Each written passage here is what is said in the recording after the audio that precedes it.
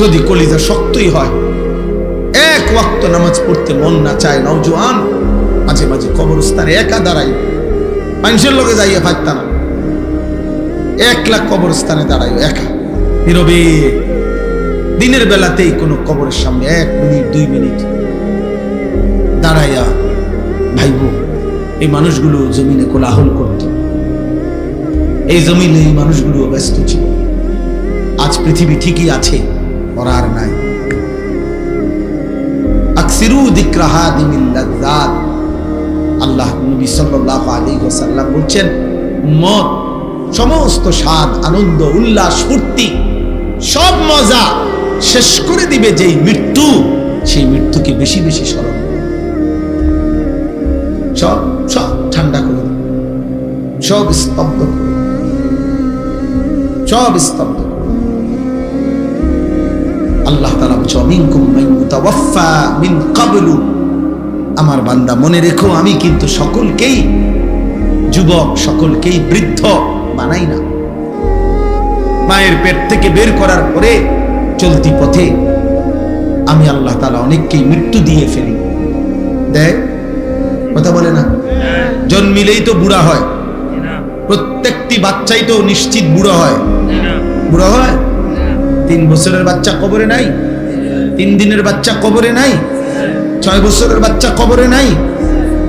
তাইলে তুমি কোন হিসাবে ভাবছো তুমি আরো 30 বছর বাঁচবে? আমাদের মাওলানা মুতালিব হোসেন সালিহি, আমার বন্ধু, মাওলানার ওর মেয়ে বাচ্চা হয়েছিল 1 মাস 1.5 মাস, 1 মাস হয়েছে মনে হয়। এই গত 3 দিন আগে এই বাচ্চা অসুস্থ ছিল, 1 মাসের বাচ্চা, 1 মাস। ঢাকা নিছে, মোহাম্মদপুর শ্যামলী বড় হসপিটালে ভর্তি করাইছে। আগের দিন রাত্রে আমারে ফোনে কইতেছে, আনিস, আমি বললাম কি অবস্থা বাচ্চার? ডাক্তারে কি বলল? মাশাআল্লাহ অনেক ভালো আছে, বলতেছে চিকিৎসা অনেক সুন্দর, ভালো হসপিটাল, খুব বড় সড়ো, অনেকক্ষণ বলল। পরের দিন আবার রাত্র 12:30টার দিকে আবার ফোন দিছে, ফোন রিসিভ করছি আর দেখি ও কাঁদতেছে। আরে কি হইল রে, কাঁদোস কেন? আমার আদরের বাচ্চা, কুলের বাচ্চা মারা গেছে, এই 1 মাসের বাচ্চা মারা গেছে, রাত 10টায় মারা গেছে। তখন আমি যখন শুনছি তখন 12:30 বাজে। পরে কথা বলতেছি আর সান্ত্বনা দিতেছিলাম, তো বললাম যে বাচ্চাটা এখন কোথায়, তুই কই এখন? তো একটা কথা বলছে, কয় গাড়িতে আমি আমার বাচ্চারে কোলে নিয়ে আইতেছি, আমার বাচ্চা আমার দিকে তাকায় আছে।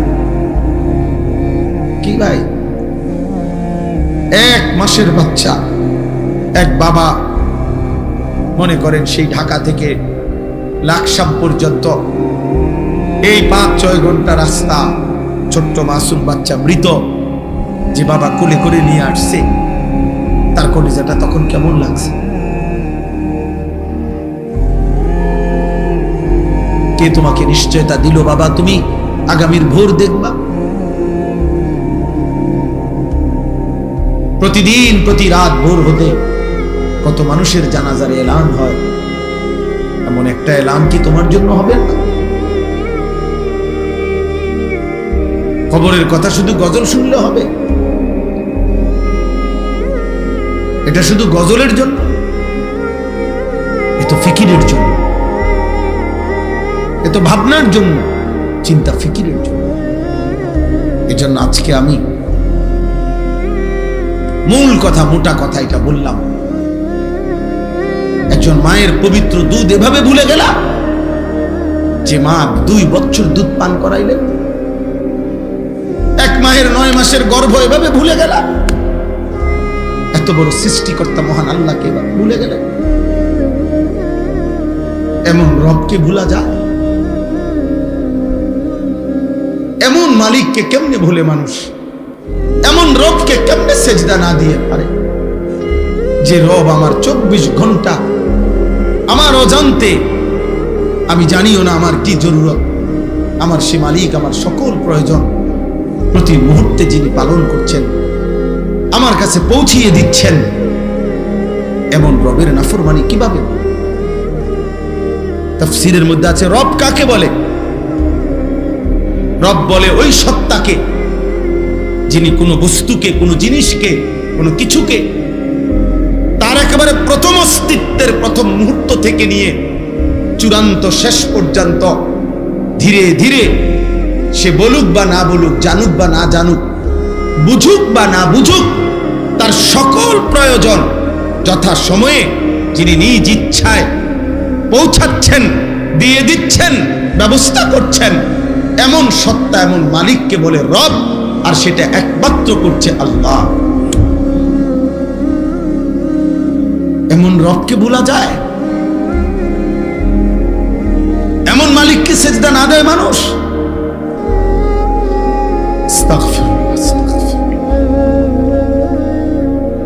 এজন্য বেনামাজি মূলত নিমক হারাম।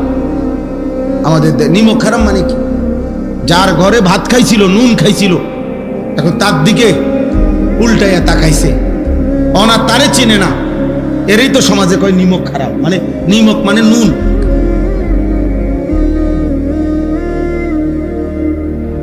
এজন্য বেনামাজি নিমক খারাপ, অকৃতজ্ঞ। আল্লাহ যেন বলতেছে, বান্দা এই মাত্র এক প্লেট ভাত, এতগুলো তরকারি দিয়ে আমি তোরে খাওয়াইয়া পেট ভরাইলাম, তুই নাফরমান আমারে একটা সেজদা দিবি না? 8 ঘন্টা ঘুম পাড়াইয়া আমি তোকে এই মাত্র ঘুম থেকে জাগাইলাম, তুমি আমারে একটা সেজদা দিলা না? এত অকৃতজ্ঞ মানুষ হয়? এত যত্ন করে আমি বানাইলাম, এত মায়া করে আমি বানাইলাম, এত আদর করে আমি বানাইলাম। হুয়াল্লাযী খালাকাকুম মিন তুরাবিন সুম্মা মিন নুতফাতিন সুম্মা মিন আলাকাতিন। আল্লাহ বলেন, আমি তো তোমাকে সৃষ্টি করেছি মাটি থেকে, আমি তো তোমাকে সৃষ্টি করেছি বীর্যের ফোঁটা থেকে, আমি তো তোমাকে সৃষ্টি করেছি জমাট রক্ত থেকে, আমি তো এভাবে ধাপে ধাপে তোমাকে 7 ধাপে, 1 ধাপে না। আমি চাইলে কুন বললে হয়ে যেত, আমি যদি বলতাম হও তাহলে সেলিম হয়ে যেত, তাহলে আনিস হয়ে যেত। আল্লাহ বলে না, আমি আল্লাহ মায়ের অন্ধকার জরায়ুতে, মায়ের অন্ধকার রেহেমের ভিতরে কাউকে না ডেকে, অন্ধকারের ভিতরে আমি আল্লাহ একাকী আমার নিজ কুদরতি হাতে আমার যত্নে বান্দা আমি নাক লাগাইলাম, চোখ লাগাইলাম, হাত লাগাইলাম, এমন সুন্দর আকৃতি দিয়ে আমি আল্লাহ শরীর গঠন করে সুম্মা ইউখরিজুকুম তিফলান, এক ছোট্ট ফুটফুটে বাচ্চা হয়ে আমি আল্লাহ মায়ের পেট থেকে বের করে আনলাম। সুম্মা লিতাবলুগু আশুদ্দাকুম, ধীরে ধীরে সেই ছোট্ট বাচ্চার দুর্বল শরীরে অল্প অল্প পরিমাণে আমি আল্লাহ শক্তি দিতে দিতে দিতে যৌবনের পূর্ণ শক্তিতে আমি তো পৌঁছিয়ে দিলাম। সুম্মা লিতাকুনু শুয়ুখা, সে আমি আল্লাহই আবার পুনরায় শক্ত সামর্থ্য যৌবনের শরীরে আবার ধীরে ধীরে দুর্বলতা দিয়ে আমি বৃদ্ধ বানিয়ে দিলাম। তাহলে আল্লাহ শিশু বলেন, শিশু তো আমি বানালাম, যুবক তো আমি বানাইলাম, বৃদ্ধ তো আমি বানাইলাম, সময়ের প্রতিটা পরিবর্তন তো আমি করেছি, আমি রাত বদলাইছি, আমি দিন বদলাইছি। ফলে শুক্রবার শনিবার হইছে, শনিবার রবিবার হইছে, 2025 2026 হইছে, তোমার 14 বছর 15 বছর হইছে, 15 বছর 16 বছর হইছে, তোমার দিন সপ্তাহ গেছে, সপ্তাহ তোমার মাস গেছে, মাস তোমার বছর গেছে। বান্দা এটা তো আমি করেছি, আমি তোমার করেছি। আমি একসাথে সব শক্তি দিয়ে দিলে তুমি তো পারতা না, আবার আমি যদি একদম দুর্বল বানায় রাখতাম তাহলেও তো তুমি চলতে পারতা না। সবটা আমি করলাম, বিনিময়ে আমি একটা সেজদা পাইলাম না। এই গাদ্দার, এই গাদ্দার, তোরা যারা আজকে এশার নামাজ পড়স নাই, ওঠ এখান থেকে বেটা, নাফরমান, যা এখান থেকে বেটা। তোর মতো নাফরমানের জনপ্রিয়তা দিয়ে আমি কি করবো? আমি কি ভোটে দাঁড়াইছি বেটা? আমি কি ভোটে দাঁড়াইছি বেটা? আমি কি মার্কা নিয়ে আসছি কোনো? যে আপনাদের একটা ভোট আমার দরকার, আপনারা খারাইয়া মতেন আর বইয়া মতেন আর শীতইয়া মতেন, আমারে ভোট দিলে সারব। এটা ভোটের মাহফিল, ভোটের সবাইটা? তাহলে কেন পড়লা না নামাজ? বলো নির্লজ্জ ছেলেরা, এই লজ্জাহীন ছেলেরা, বেহায়া, এশার নামাজ যারা পড়ো নাই, এখন বের হও। যদি ফেরেশতা ঘাট ধরে বের করে দেয়, এবং খোদার কসম মনে রাখবা, আজ মনে হয়েছে তো বের করে নাই, আল্লাহর কসম, রব্বে কাবার কসম, বাইলে বাইলে ফইলা আসরের দিনে এরকম সব বেঈমান, নাফরমান, পাপী ইমানদারদের সাথেই দাঁড়াবে প্রথম। মনে করবে মনে এই রঙেই দিন গেছে, দুনিয়াও তো সিটার বাটফার ছিলাম, পালা মানুষের লগে ফার হইয়া গেছি। হ্যাঁ, আখিরাত তো মনে এমন হবে। কোরআন কারীমে আল্লাহ বলছে, হাসরের দিন আল্লাহ তাআলা ফেরেশতাদেরকে সামনে রেখে বলবে, ওয়ামতাজুল ইয়াউমা আইয়ুহাল মুজরিমুন, এই নাফরমান, সুদখোর, হারামখোর, বেনামাজি, বেঈমান, মুশরিক, মুনাফিক, বেরো আমার রাস্তা, বাইরো বাইরো। আজ ইমানদারদের কাতার থেকে, আজ আমার জান্নাতি বান্দাদের কাতার থেকে, আজ আমার সাজদাওয়ালা বান্দার কাতার থেকে বাইরো। জানোস না ফরমান, আমার বান্দা কতটা কষ্ট করে ফজরের নামাজ পড়ছে। এক লগে ভাত খাইতে দিছি মনে করছো এক লগে জান্নাতও দিব? হ্যাঁ, ফাইজলামি মনে করছো। জান্নাত আর ভাতের থালা এক কথা। দুনিয়া ভাতে না খাইতে দিছি ইমানদারেরও নাফরমানেরও, দুনিয়া একটু ঘুমাইতে না দিছি, এগুলা তো আমি জানোয়ারকেও দিছি। দুনিয়ার খানা তো আমি জানোয়ারকেও দিছি বেটা। আজ আখিরাত দেব না, এক ঢোক পানিও হবে না, এক লোকমা খাবার মিলবে না, বেরো। কোরআনুল কারীমের মধ্যে আল্লাহ তাআলা বলছেন, আল মালু ওয়াল বানুন জিনাতুল হায়াতিদ দুনিয়া। অর্থ সম্পদ, সন্তানাদি, পরিবার পরিজন, এগুলো কেবলই দুনিয়ার সৌন্দর্য। এই দুনিয়াতেই যা একটু ভালো লাগতেছে, টাকা আছে, পয়সা আছে, ক্ষমতা আছে, ছেলে ফেলে আছে, বাড়ি বিল্ডিং দালান আছে, কিন্তু আল্লাহ তাআলা বলেন, ওয়াল বাকিয়াতুস সালিহাত খায়রুন ইনদা রাব্বিকা সাওয়াবান ওয়া খায়রুন আমালা। আল্লাহ তাআলা বলেন যে আল্লাহর নিকট যদি কোনো বিনিময় চাও, সর্বোত্তম কোনো প্রত্যাশা করে থাকো, আল্লাহর কাছ থেকে যদি কিছু পাওয়ার আশা করে থাকো, সেটা শুধুই কেবল চির বাকি থাকবে, যা আখিরাত পর্যন্ত, পরকাল পর্যন্ত, সেটা হচ্ছে as-salihat, যাবতীয় নেক আমল, যেটা আমার জন্যও জরুরি, শ্রোতাদের জন্যও জরুরি, সবার জন্যই জরুরি। as-salihat, সমস্ত নেক আমল, আল্লাহ তাআলার জিকির, আল্লাহ তাআলার ইবাদত, তাহলে এটাই হলো মূল বিষয়। আল্লাহ বলছেন, ওই ছেলে, এই ছেলে, এই অপদার্থ, মোবাইল ধরে রাখছো কেন?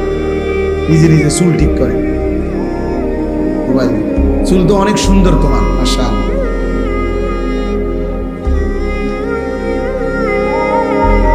মোবাইল চালায়ও না, মোবাইল চালা, আমি এটা অটোমেটিক, আল্লাহর মেহেরবানি, আমার এটা নজরে মোটামুটি চোখের রেঞ্জ যে দূরে দূরে, এরপরে চশমাও তো আছে।